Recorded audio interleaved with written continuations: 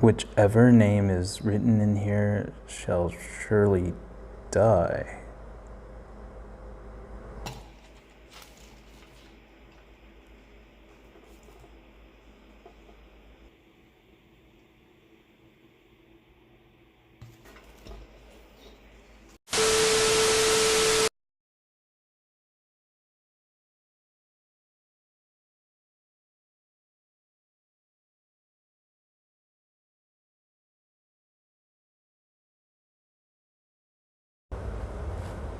I honestly didn't think that was gonna work.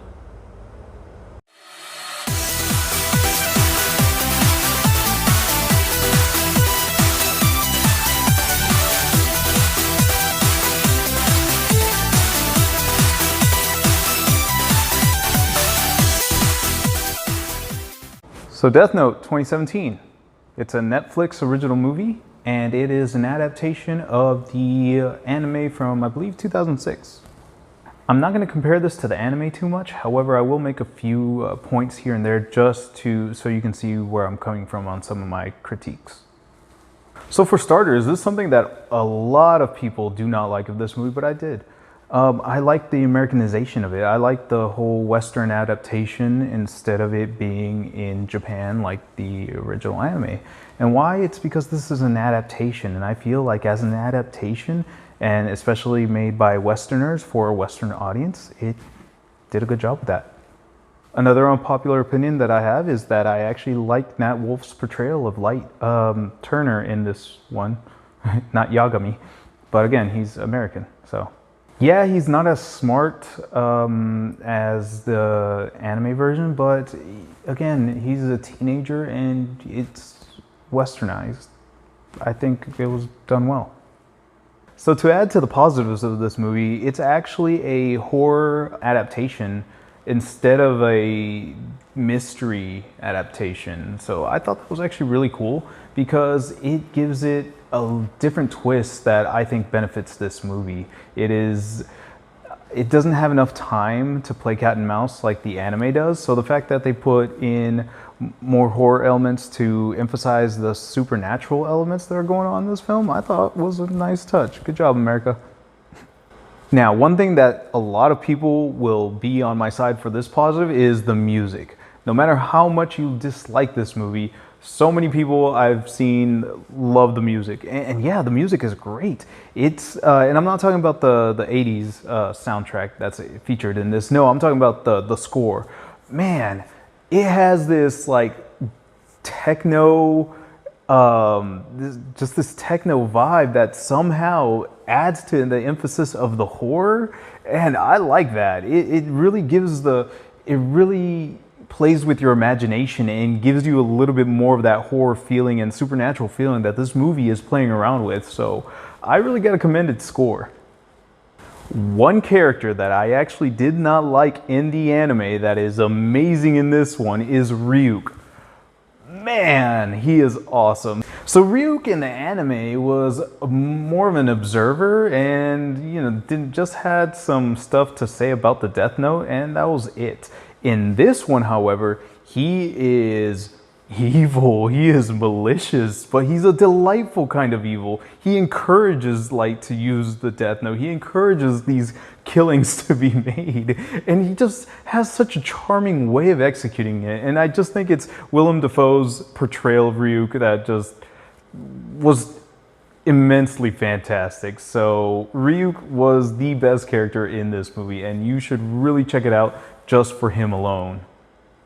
Now, most of the people watching this probably just want to hear me rag on the movie and just talk about how bad it was. Honestly, I enjoyed this movie, so I do have bad things to say about it, but I am not going to tear this thing up the way some of you guys want me to.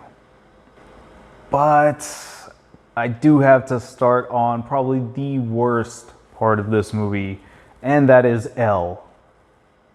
The character of L is so misplaced in this universe that this movie has created. L's just a mess in this movie. I like that they made him more emotional than in the anime. That's cool because it makes him more human. However, as a detective, he is just he's terrible. He's horrible. His motives are more based on emotion than logic, and it really shows, and it's bad.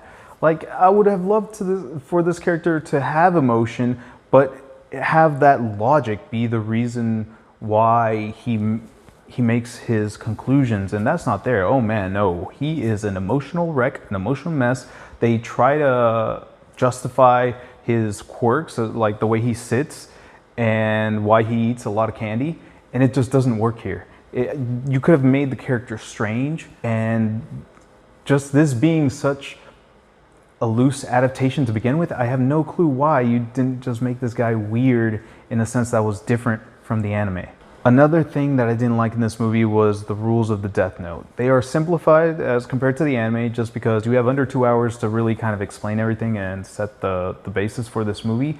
But a lot of it, unfortunately, just felt like it was there for plot convenience rather than this book actually having rules that you need to abide by as its holder. So it loses points for that. The characters in this movie are almost non-existent. So I like the story that this movie is trying to create. However, the characters don't help it any whatsoever. There is no weight to these characters. There's no motivation for any of them. And you're just seeing this story play out with characters that aren't really helping it progress. Honestly, the biggest and best character, your main protagonist in this movie, I kid you not, is the Death Note itself. That's literally what's making this story go forward. If you don't believe me, watch the movie, trust me. The biggest character is the one that has the least amount of screen time, and it's the Death Note itself. But mentioning that, I guess the only character played by someone that actually has a little bit of weight to them, a little bit of a motivation, but again, it centers around the Death Note, is Ryuk. So he would honestly have no purpose either if the Death Note didn't already have its set of rules and purposes.